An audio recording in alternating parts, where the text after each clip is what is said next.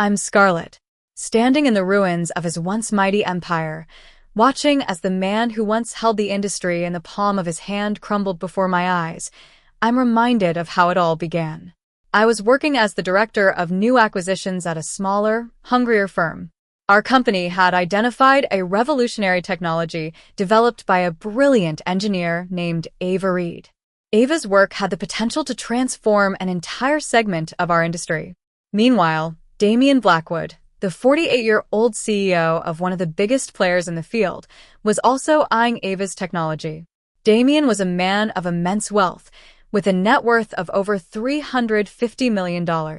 He was featured in all the top business magazines, donated to well-known charities, and had a beautiful wife, Isabella, who ran a prestigious foundation. He had 2 children attending elite private schools and a reputation for being tough but fair. However, I knew that no one achieved that level of power through fairness alone. I'd spent the last year getting to know Ava on a personal level. Her brother suffered from a rare neurological disorder, and she developed her technology partly to help people like him. She wasn't just in it for the money. She wanted her work to make a difference. I crafted a proposal for Damian. It was a well-structured deal that would give Ava creative control, guarantee research funding for 5 years, and include a partnership with a leading medical research foundation. The upfront payment was $2,800,000, but the full deal was worth much more, structured to protect Ava's vision. Then came the fateful meeting. There were 32 executives sitting around that shiny conference table. Damian picked up my proposal, pinching it between his thumb and forefinger as if it were contaminated. "This is absolutely pathetic work," he said, right in front of everyone. He tore the contract in half and sneered. $8 million?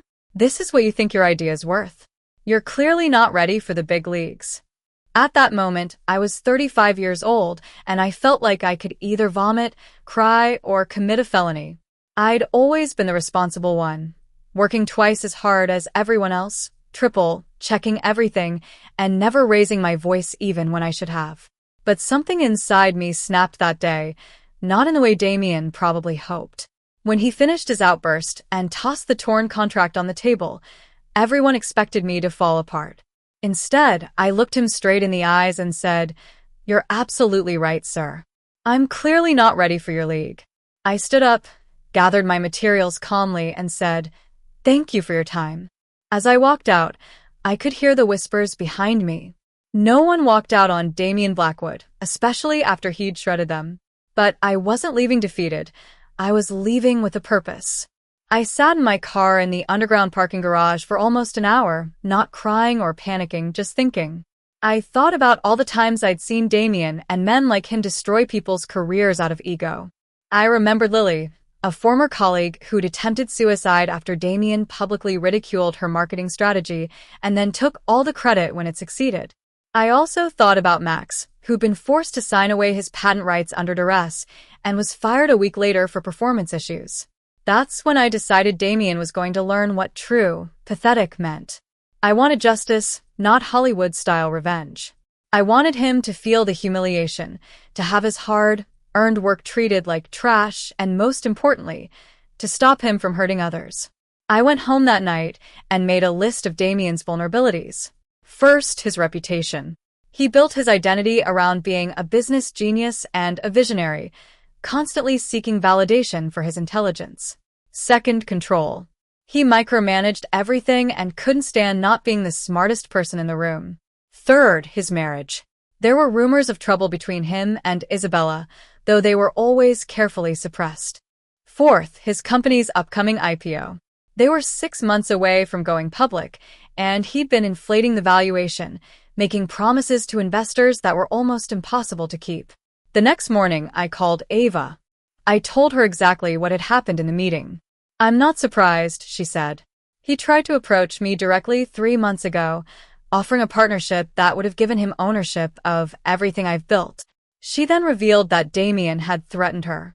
He was too smart for direct threats, but made it clear that if she didn't sell to him, he'd ensure her technology never reached the market.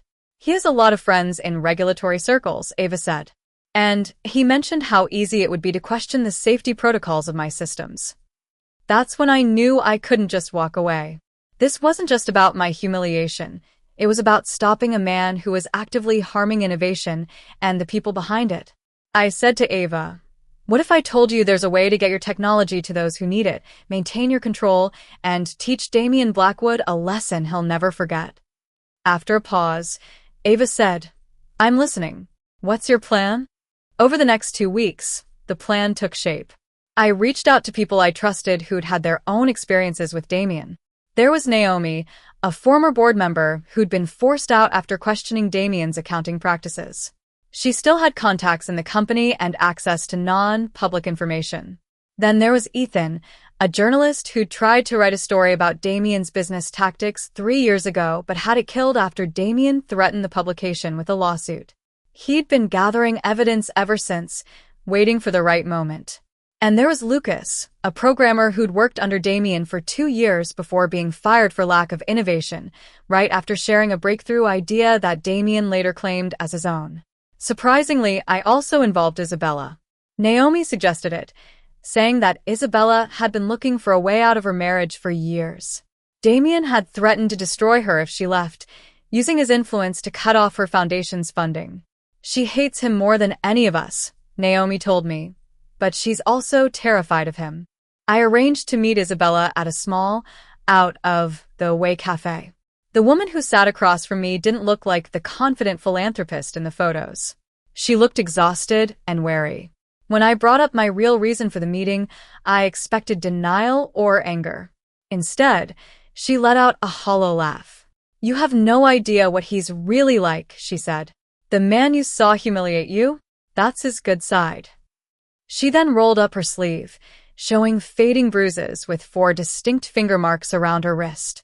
"He's very careful," she said quietly. "Never leaves marks where anyone can see them.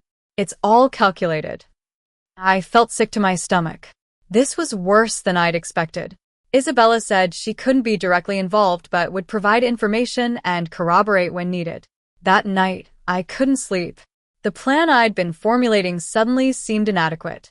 This wasn't just a business matter. It was about stopping a truly dangerous man. The next morning, I called Ava and told her the plan was changing. "Are you still in?" I asked. "After what you told me about Isabella." "More than ever," she replied. We set the plan in motion. Ava reached out to Damien, saying she'd reconsidered his offer and had a falling out with me. Predictably, Damien was delighted and invited her to his office for a private meeting the following week. Meanwhile, I worked with Ethan to prepare everything we needed. Lucas created a secure communication system for us that couldn't be traced back to any of us.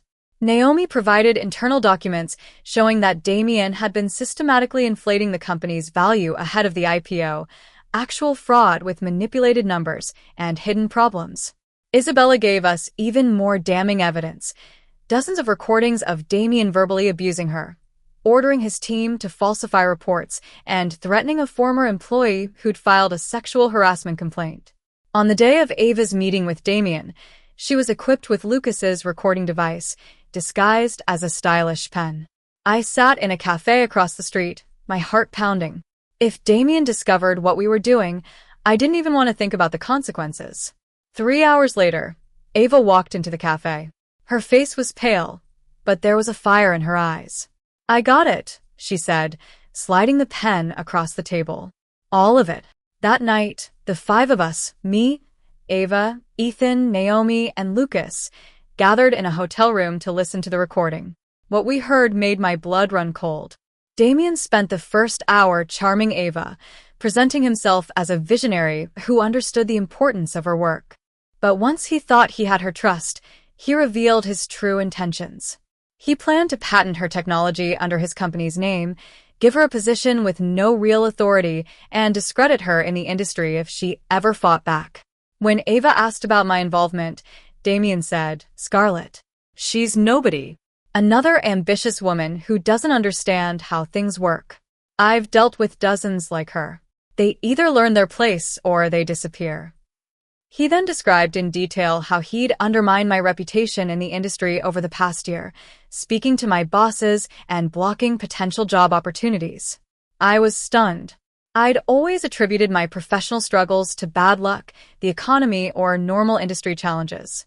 I never imagined someone was actively trying to destroy me. When Ava asked why he'd gone to so much trouble, Damien's answer chilled me to the bone. Because she reminds me of my wife.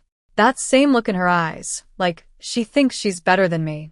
Women like that need to be taught their place. Isabella, who'd slipped into the room halfway through the playback, broke the silence. Now you understand, she said. This isn't about business for him. It's about power and control. In that moment, I knew this wasn't just about getting justice for myself, Ava, or Isabella. It was about stopping a man who'd hurt countless people and would continue to do so, if not stopped. I looked around at the people who'd trusted me and said, "Tomorrow we end this." We met at dawn. No one slept that night. Isabella looked particularly haunted, like someone walking to their execution. I asked her one last time if she was sure. "I've been a prisoner for 12 years, she said. "I'm ready to break out." The plan was complex but clean. We weren't going to use illegal means. We'd use the truth. Step 1. Ethan published his long, researched article about Damien's business practices in one of the most respected business publications in the country. The editor-in-chief had her own beef with Damien, as he'd tried to block her promotion years ago. The article was full of documented evidence, including financial records from Naomi, testimonials from former employees, and direct quotes from recordings. By 9 a.m., the article was live. By 9:15, Damien was calling an emergency board meeting. Step 2. While Damien was in the boardroom, Lucas activated the secure server and sent access to the SEC investigators, the board members in the meeting, and the 5 largest institutional investors backing the IPO. The server contained all the recordings, internal documents, and threatening emails. Step 3. Isabella held a press conference. Instead of directly targeting Damien, she announced a new initiative through her foundation focused on workplace harassment and domestic abuse among high-profile executives. She never mentioned Damien by name, but the timing said it all. By noon, Damien's world was collapsing. The board meeting devolved into chaos as members reviewed the evidence. 2 board members walked out immediately. Investors pulled out of the IPO, the stock plummeted, and reporters swarmed the company. I was sitting in Damien's office, waiting for him. His assistant let me in after I said I was there to apologize for the misunderstanding with the Reed proposal. I sat calmly, centered, knowing I was exactly where I needed to be. 40 minutes later, Damien stormed in, his face red with rage. He didn't notice me at first. When he finally saw me, his shock was comical. "What the hell are you doing in my office?" he snarled. I smiled calmly and said, "I wanted to be here for this moment. The moment you realize it's over, Damien." He scoffed, saying the article wouldn't hurt him. I told him, "It's not just the article. The SEC has your financial records, the board has the recordings, and your investors have pulled out. The IPO is dead." As understanding dawned on his face, followed by disbelief, rage, and finally fear, he said, "You can't prove anything." But his voice lacked certainty. I stood up and said, "You're done, Damien. Your board is discussing your removal. The DA's office is reviewing financial fraud evidence, and Isabella has filed for divorce with a restraining order." He lunged at me, but I didn't flinch. I pointed to the cameras and said, "There are cameras in this room. Your cameras. And people are watching very carefully." His hand dropped, and he seemed to shrink before my eyes. He asked, "Why? Because I rejected your pathetic proposal? Because I hurt your feelings?" I almost laughed. "This isn't about my feelings, Damien. It's about justice. For Lily, for Max, for Isabella, for Ava, and for all the others you would have hurt." I walked to the door and turned back. "You called my work pathetic, but my work stands on its own merits. Can you say the same?" I walked out without waiting for his answer. Outside, Ava, Naomi, Lucas, Ethan, and Isabella were waiting. "Is it done?" Ava asked. "It's done," I confirmed. What happened next was astonishingly fast. By evening, Damien was removed as CEO by unanimous board vote. The next morning, the SEC announced an investigation. By the end of the week, criminal charges related to financial fraud were filed. Isabella got everything she asked for in the divorce, including full control of the charitable foundation. Ava's Technology found a home with a smaller, more ethical company that gave her full creative control. The deal I'd structured for her was worth far more than the $2,800,000 Damien had mocked. After the story broke, I received offers from other companies impressed by my strategic thinking, but I didn't take any of them. Instead, Ava and I started our own firm, Restitution Partners, to help female innovators bring their technology to market without losing control of their vision. 3 months later, I received a letter from Damien. It simply said, "I underestimated you." No apology, just an admission of misjudgment. I didn't respond. Some people don't deserve a reply.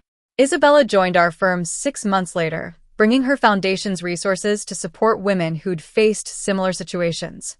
Together, we created a network to help those targeted by abusive power figures in the business world. As for Damien, last I heard, he was living in a modest condo in Nevada, working as a consultant for small businesses.